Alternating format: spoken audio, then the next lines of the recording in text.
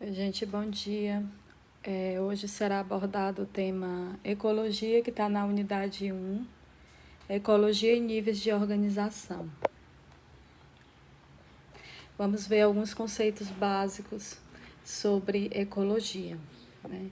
Então, tudo começa a partir do indivíduo, que é o exemplar de uma espécie qualquer que constitui uma unidade distinta, tá? Então, é a espécie, é o indivíduo, é o individual. A espécie, como é que eu vou definir espécie? Como um conjunto de indivíduos muito semelhantes entre si, ou seja, compartilham entre si semelhanças com seus ancestrais, que intercruzam, né? Ou seja, cruzam, né, sexualmente, naturalmente, produzindo descendentes férteis. Esse é o conceito biológico de espécie. E aí a gente sabe que quando a gente tem um conjunto de indivíduos da mesma espécie numa determinada área e num determinado período de tempo, é que eu tenho o quê? Uma população. Então, por exemplo, eu tenho uma população de ratos, eu tenho uma população de baratas, né? Então, são indivíduos ali da mesma espécie numa determinada área e num determinado tempo. O que é a comunidade? A comunidade também é denominada de biocenose e a comunidade ela é constituída de populações, né, que vivem, populações diferentes que coexistem em determinada região, interagindo direto ou indiretamente uns com os outros.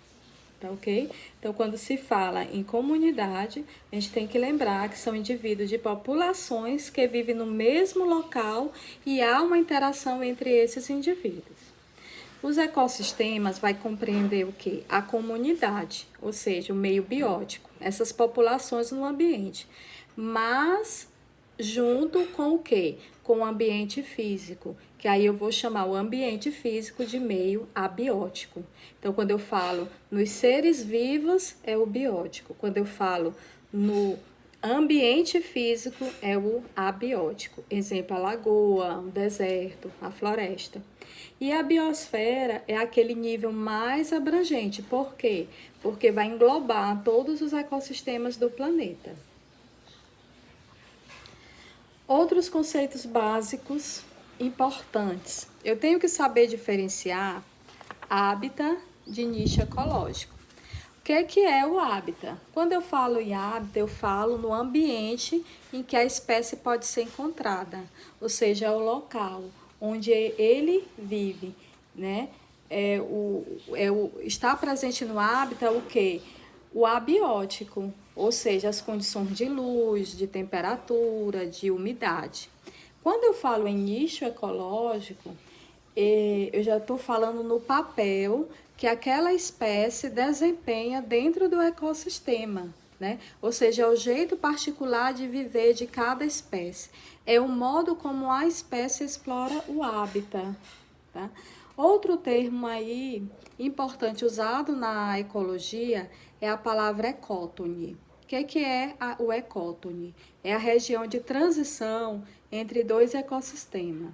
Por exemplo, a transição entre a floresta e um campo. Então, essa área de transição é o ecótone, certo? Quando se sai de um bioma para entrar em outro bioma. E eu falei em bioma. O que é o bioma? É o conjunto de todos os ecossistemas com característica relativamente uniforme de quê? De clima, solo, fauna, flora. Então, tem vários biomas, né, que tem essas características semelhantes, que é dependendo muito da região onde este bioma é encontrado, como o Cerrado, a Mata Atlântica, a Caatinga e o Pampas. Então, veja só os níveis de organização dentro da ecologia. Átomos é a menor partícula que vai constituir as moléculas. As moléculas são agregados que formam o quê? As organelas. As organelas, em conjunto, é o que forma a célula. O conjunto de células com a mesma função forma os tecidos. Os tecidos semelhantes se agrupam para formar os órgãos.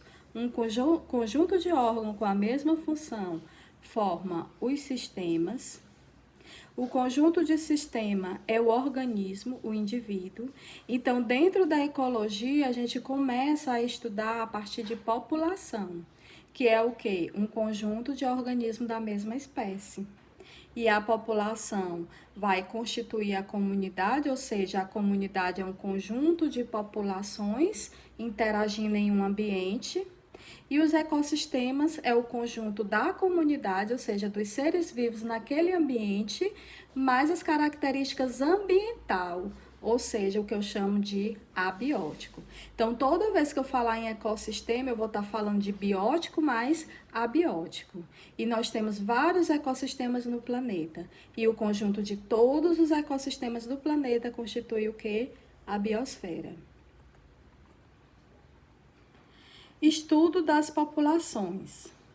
Densidade populacional. O que vem ser densidade populacional? É o número de indivíduos de uma mesma espécie que vive numa determinada área ou volume. Então, quando eu falo em número de indivíduos de uma mesma espécie numa determinada área, lembra? Eu estou falando da população e eu quero saber qual a densidade populacional. Então, eu vou calcular a densidade populacional pelo número de indivíduos em relação à área ou volume que ele ocupa. Quais são os fatores que determinam a densidade populacional? Importante, aqueles que aumentam, que é a taxa de natalidade, mas a imigração. Taxa de natalidade é o quanto se nasce, taxa de imigração é o tanto que se entra de novos indivíduos num determinado espaço. E o que diminui a densidade populacional seria a taxa de mortalidade, que é um fluxo de saída, porque morre os indivíduos, e aí diminui a população, mas a taxa de seria emigração, que é a taxa de saída de indivíduos de um ambiente em busca de um novo espaço, porque não tem recurso suficiente, então os indivíduos eles tendem a procurar a sair, né, a emigrar de um espaço. Então, quando ele emigra, ele sai e ele diminui, fazendo o controle da densidade populacional. Então, sobre os estudos das populações, tem fatores que alteram o tamanho populacional. Todas as populações, elas possuem potencial para crescer. Veja essa curva de potencial aí, ó, é o potencial biótico. Quer dizer que todas as populações, elas crescem. Vamos imaginar um único casal de pássaros, chocando 6 ovos por ano e com a mortalidade 0. Quantos produziria ao final de 15 anos cerca de 10 milhões de descendentes? Então, essa capacidade teórica de crescer apresentada pelas populações é chamado potencial biótico. Bem, os fatores que alteram o tamanho populacional. Como assim? Vamos prestar atenção neste gráfico e no que eu vou falar em relação a esse gráfico aqui. Eu falei que em condições naturais, a população ela tem um potencial biótico de crescimento, certo? Então, como vocês estão vendo aqui nesse gráfico, toda a população ela tem o potencial biótico, que é ilimitado, né? Só que esse potencial biótico, ele não funciona de maneira ilimitada, ele vai ter ele vai ser limitado, no caso, pela disponibilidade de recursos do meio. O meio ele não vai conseguir suportar, da alimentação, dá espaço, né, para uma capacidade muito grande de indivíduo. Ele não tem a capacidade muito grande de suportar, né, o tamanho populacional enorme. Então, o que vai determinar são o quê? Os fatores ambientais, que é os fatores abiótico, que é o que vai limitar, né, a questão da água, do espaço, do clima, da disponibilidade de nutrientes. Os fatores bióticos, que é a predação, a competição, doenças e alimentação. Então, a curva de crescimento real, como você pode ver aqui, ó, a de crescimento real de uma população, ela vai ser em forma de S. Por que em forma de S? É uma curva aqui sigmoide, porque vai ser limitada pela resistência do meio, que vai ser justamente esses fatores abióticos e bióticos disponíveis no ambiente. Então, quando uma população atinge a capacidade suportada pelo meio, o meio ele vai dar um limite, então seu tamanho passa a oscilar em torno de um valor médio.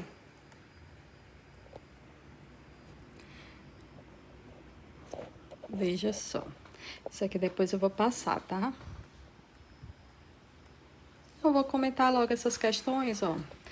É bem interessante para vocês verem aqui. Vamos nessa primeira questão, a questão aqui da PUC. A cada conjunto de indivíduos que vive numa mesma área geográfica, região, é denominada de quê? Como eu falei para vocês, é um conjunto de indivíduos da mesma espécie, numa determinada área, num determinado momento, seria população, certo? População. Em um lago estão presentes diversas espécies de animais, plantas, algas, protozoários, fungos e bactérias. O conjunto desses seres vivos, então ele está falando num lago, ou seja, nenhum espaço, e está falando de populações diferentes. Então, claro que aí é um quê? Uma comunidade biológica. É só ir pelo termo. Outro.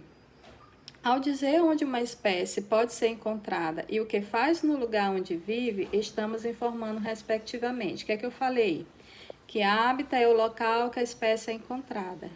E nicho é o local que informa sobre o comportamento daquela espécie na localidade. Então, a resposta seria hábitat e nicho ecológico, ou seja, letra B. Indique a alternativa que mostra a hierarquia correta do mais simples para o mais complexo a nível ecológico. Então, como eu falei para vocês, começa com população. Ele quer do mais simples, né?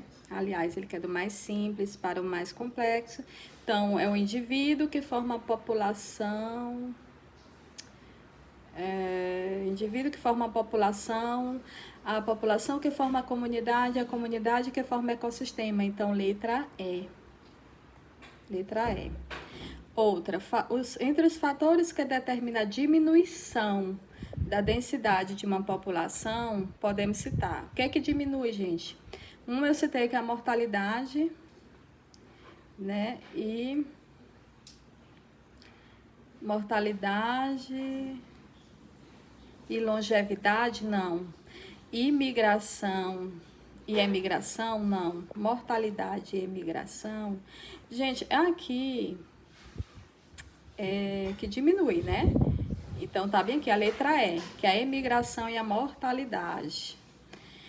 Uma população de parasitas e seus hospedeiros estão em interação. Eliminando-se os parasitas, espera-se que a população de hospedeiro faça o quê? Ela cresça. Ela cresça continuamente? Não. Entra em declínio e depois permanecer em equilíbrio. Cresça até certo limite e depois permanecer em equilíbrio. Letra C, né? Que é o que faz mais sentido. Para calcular a densidade de uma população, é necessário conhecer o número de indivíduos que a compõem. Então, para eu conhecer o número de indivíduos que a compõem, eu tenho que ver o quê? Eu tenho que analisar a questão do espaço que ocupa, porque para calcular a densidade populacional, lembra que eu tenho que fazer o quê? Eu tenho que calcular o número de indivíduos pelo espaço, pela área, não é? Então, letra A. Veja esse gráfico aqui. O número de indivíduos em centenas e qual a alternativa é errada. O crescimento observado nos 5 primeiros meses sugere que se trata de uma população recente em ambiente favorável. Letra B. Eu acho que está correto, ele quer a errada. As flutuações observadas sugerem que a população não atingiu o equilíbrio em 12 meses. Letra C. A variação da população observada entre 6 e 7 pode ser devido a um aumento na taxa de imigração. Ou D, a competição por espaço pode explicar a variação nas populações de 5 e 6. Então, ele quer a errada, né, gente? A errada é a letra B, que diz que as flutuações observadas sugerem que a população não atingiu o equilíbrio nos 12 anos. Ao contrário, quando tem essas curvas assim, sigmoides, quer dizer que houve sim um equilíbrio do tamanho populacional. Tá ok? Então, pessoal, eu dei aí essa parte do tema 1, que fala a ecologia, né? Os componentes dos ecossistemas. Eu vou falar um pouco agora sobre as relações ecológicas, né? Que é bem importante falar sobre essa interação que os organismos têm nas comunidades biológicas. Que aí essas interações, elas vão ser classificadas como intraespecífica, que são aquelas em que os indivíduos estabelecem relação entre a mesma espécie, dentro, né, de uma mesma espécie, e a interespecífica, que já é uma relação estabelecida entre indivíduos de espécies diferentes. Essas relações ecológicas, elas podem ser harmônicas e desarmônicas. Harmônica é quando eu digo que pelo menos uma das espécies envolvidas, elas se beneficiam, né? E não há prejuízo para nenhuma das associadas. E a desarmônica é quando uma ou então ambas as espécies têm um certo prejuízo nessa relação. Então, resumindo aqui, as relações ecológicas, elas são classificadas como harmônicas e desarmônicas. Ambas, ou sendo harmônica ou sendo desarmônica, elas vão ser do tipo intraespecífica e interespecífica. Intraespecífica é dentro da mesma espécie e interespecífica é entre espécies diferentes. Então, quais são os exemplos de relações harmônicas que eu tenho entre indivíduos da mesma espécie? Eu tenho colônia e sociedade. E entre indivíduos de espécies diferentes, eu tenho mutualismo, protocooperação e comensalismo. Em relação às desarmônicas intraespecíficas, dentro da mesma espécie, eu tenho a competição intraespecífica, ou seja, quando indivíduos da mesma espécie competem entre si pelo espaço, pela fêmea, né, por acasalar. E tem a questão do canibalismo, quando uma espécie se alimenta de indivíduo da própria espécie dele. Uma aranha comendo uma outra aranha, uma cobra engolindo uma outra cobra. Então, isso é uma relação desarmônica intraespecífica.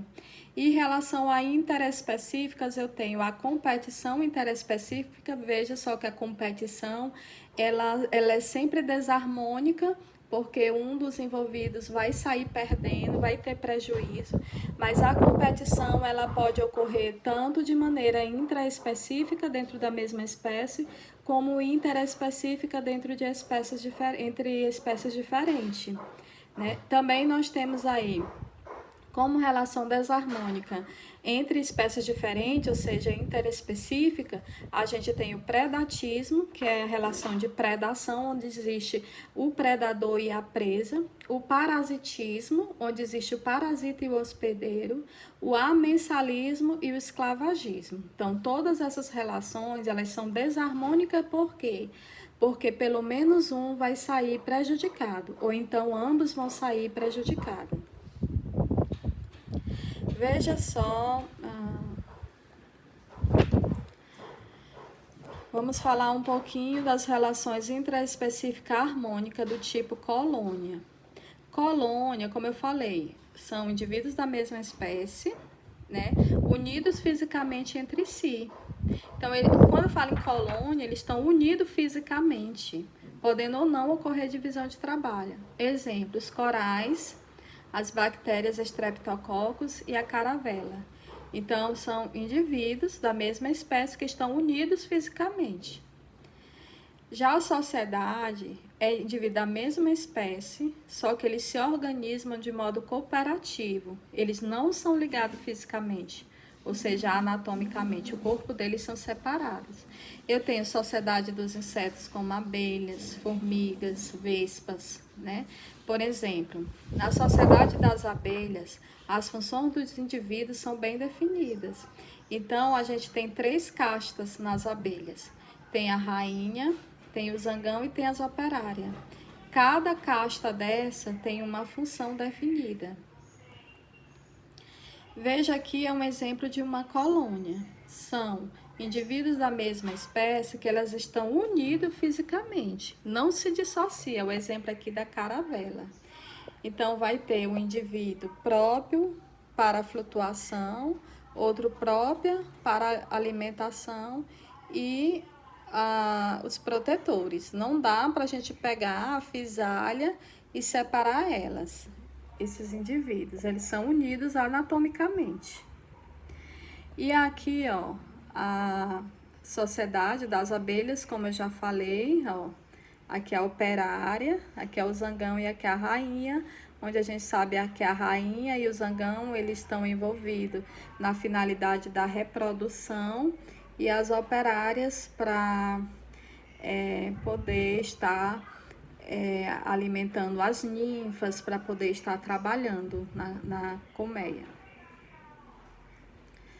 O mutualismo é um tipo de relação interespecífica, ou seja, indivíduos diferentes, né, onde a gente sabe que há uma harmonização, porque ambos que estão envolvidos se beneficiam. Exemplo, os líquens. Os líquens são isso aqui, que é a associação entre algas ou cianobactérias com fungos, né?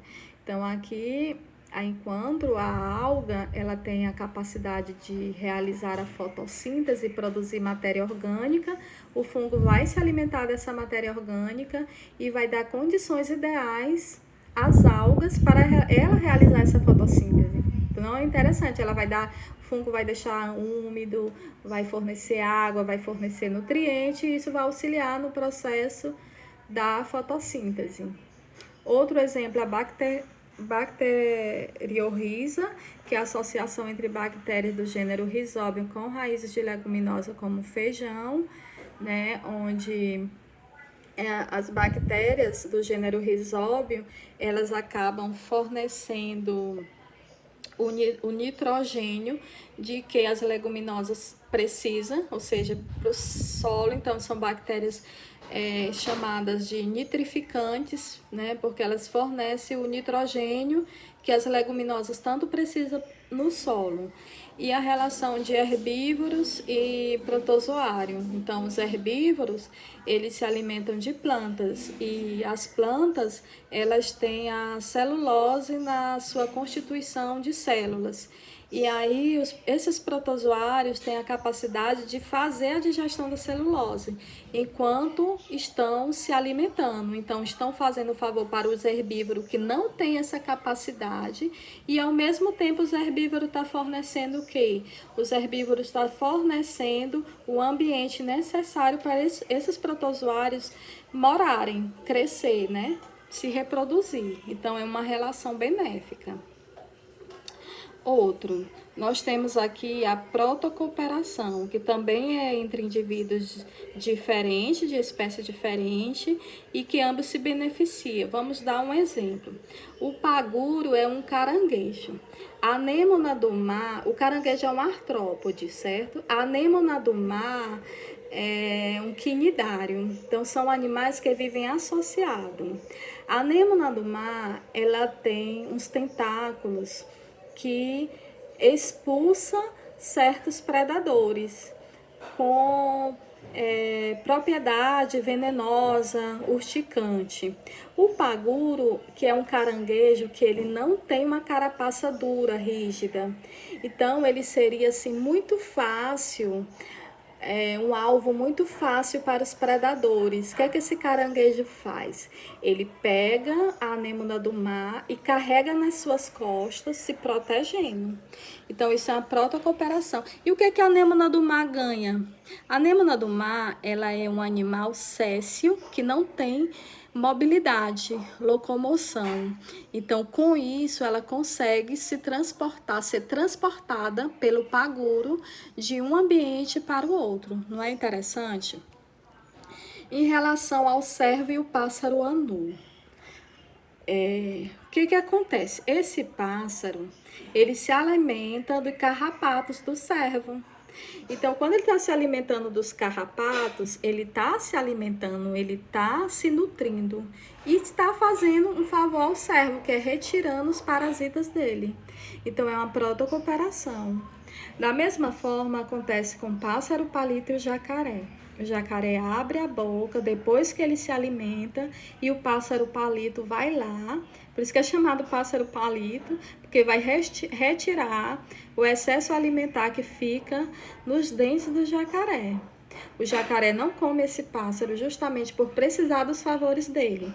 E o pássaro ganha o quê com isso? A sua alimentação. E existe também os insetos polinizadores e as angiospermas. As angiospermas são flores, são aquelas plantas que possuem flores, e as flores têm o néctar. Então, os insetos polinizadores vão até essas flores atrás do néctar, que é a substância açucarada, ou seja, vai se alimentar. Com isso, as plantas angiosperma conseguem o quê? A polinização, porque esse mesmo inseto que pousa numa planta, ela acaba levando o grão de pólen daquela planta para outra planta. E aí nós temos a relação, vamos comentar aqui sobre as interespecíficas, harmônica, comensalismo, que é a associação entre espécies diferentes. Que é beneficiada sem causar prejuízo ou benefício a outra. Existe um caso aí de comensalismo típico, que é a relação entre a espécie que se alimenta de restos alimentares de outra. Exemplo, abutres que aproveitam o resto das presas dos leões. Então, daí você percebe que são de espécies diferentes e os abutres estão se beneficiando sem causar prejuízo aí ao leão, porque não está havendo competição. Ele espera o leão se alimentar bastante. Quando o leão não quer mais, é que ele vai lá se alimentar dos restos alimentares. Assim acontece também com as hienas, né? Acontece com o peixe chamado rêmora e o tubarão, que são peixes que têm umas ventosas, então fica aguardando o tubarão se alimentar para adquirir os restos alimentares. Então, comensalismo é sentar-se à mesa com. Então, não vai ter um certo prejuízo, nem benefício, é tipo indiferente para outra espécie. O inquilinismo é a relação ecológica em que a espécie inquilina vive sobre ou no interior de uma espécie hospedeira, sem prejudicá-la. Nos vegetais, a gente tem o exemplo do epifitismo, como as bromélias. As bromélias, elas crescem em cima de uma árvore, que no caso é inquilina, né, que não vai prejudicar ela, não vai ser uma parasita daquela árvore. Ela vai estar apenas lá, numa parte mais alta da árvore, para receber luz, né, e realizar a fotossíntese.